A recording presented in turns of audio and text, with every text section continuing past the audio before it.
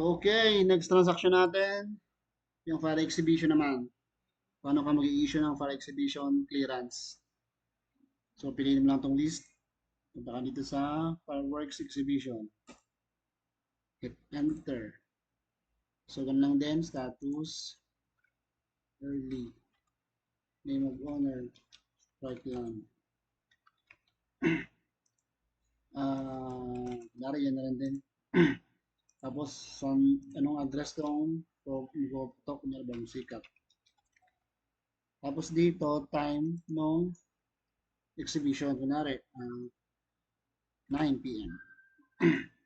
Date, kunyari, ngayon, 31. Business, CRO, checklist number, lagyan na ng contact number. Sa transaction, wala ka nang gagawin dito kasi fixed tong fireworks display. Dash 11 ng 1049 talagang babayaran yan. Nakapix yan. Nasa fire code. So yan, ganito. Save. And then key, insert mo lang. Then ka ng OPS, application form. Yan, tapos clearance. Noong para exhibition clearance. So, gawin lang, mabilis lang.